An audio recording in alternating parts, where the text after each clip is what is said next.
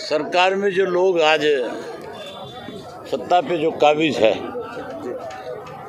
ऐसे लोगों के हाथ में सत्ता है जिन्होंने कभी आंदोलन नहीं किया, जिन्होंने केवल षड्यंत्र रचे, जिन लोगों ने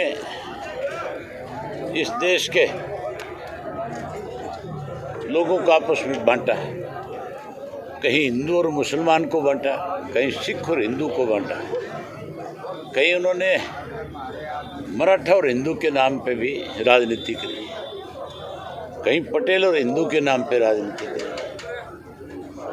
आज वो लोग सत्ता में हैं जिन्होंने कभी आंदोलन देखे नहीं, इसीलिए आंदोलन जीविका है।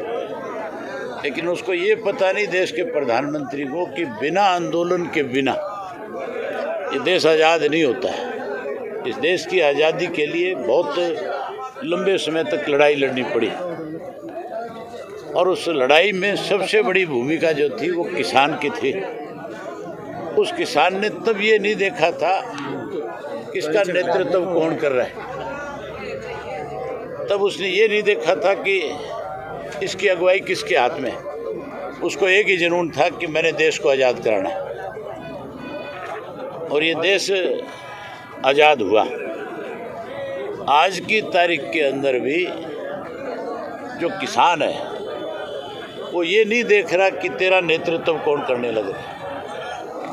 आज उस किसान को फिर इस बात को लेकर के एक जुनून है कि तेरे को ये तीनों कृषि के काले कानून खत्म कराने हैं।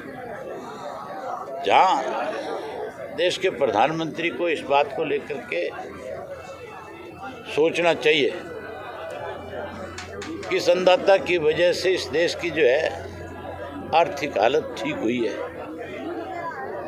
इस देश के किसान के जो बच्चे जो हैं सर्दी और गर्मी की परवाह किए बिना -50 डिग्री टेम्परेचर में रह करके भी इस देश को कैसे सुरक्षित रखा जाए उस लड़ाई को लड़ता है।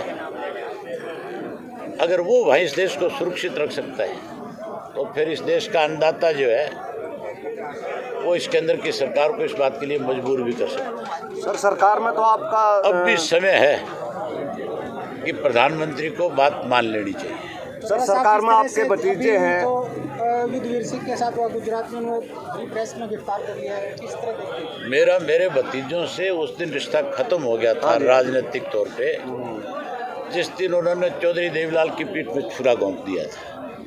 जब तक जननायक जनता पार्टी बनाई, चौधरी देवीलाल का फोटो लगा करके रखा, तब तक मुझे उनसे कोई तकलीफ नहीं थी। सर, पारिवारिक दबाव क्या रहेगा? अरे एक मिनट चुप हो आप, फिर वो बात करते भाई।